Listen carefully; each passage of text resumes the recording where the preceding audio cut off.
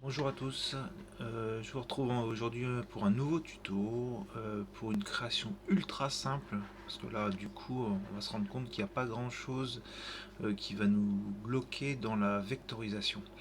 Donc on va faire cette petite chouette, hein, c'est après les hiboux la chouette. Donc on va attaquer directement sur Inkscape.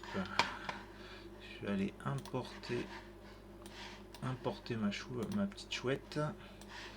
Ok, et donc du coup, on va travailler ça, alors toujours avec la même technique, hein. Euh, en vectorisation automatique au départ. Ok, donc chemin, vectorisation.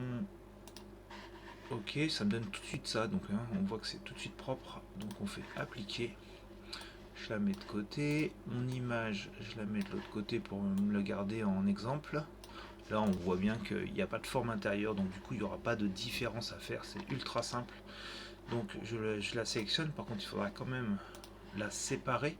Parce qu'actuellement, regardez, on n'a qu'un seul chemin. Et ça, c'est pas bon hein, quand on passe un seul chemin alors qu'on voit tout ce qu'il y a à l'écran pour passer dans un logiciel de numérisation. Donc là, on va malgré tout le séparer.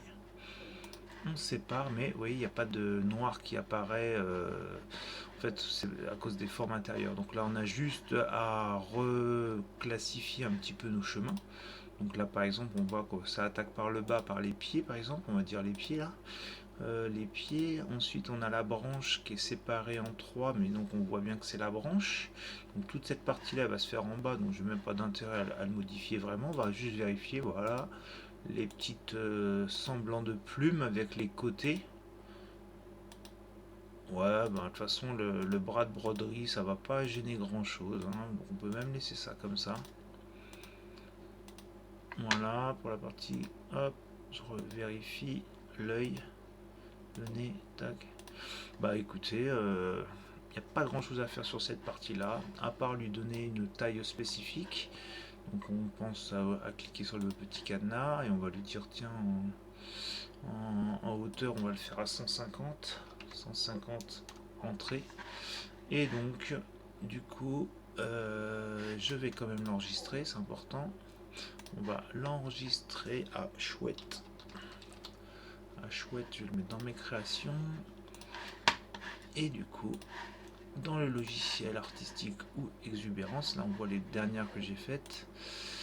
On va aller chercher, je commence à taper chouette, ça me le propose. Hop, et ma création elle est faite. Voilà. Et donc du coup il n'y a plus qu'à gérer la partie toujours comme d'habitude, hein, la partie remplissage.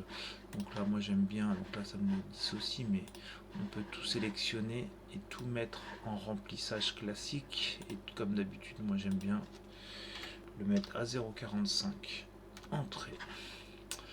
Et voilà le petit tuto rapide sur cette petite chouette qui est mignonne comme tout. J'aime bien ce genre de petit logo. Après on peut s'amuser à vraiment refaire toutes les parties de couleurs différentes. Mais en tout cas j'aime bien ce genre d'illustration. Voilà, je vous retrouve dans un prochain tuto. Bonne journée, au revoir.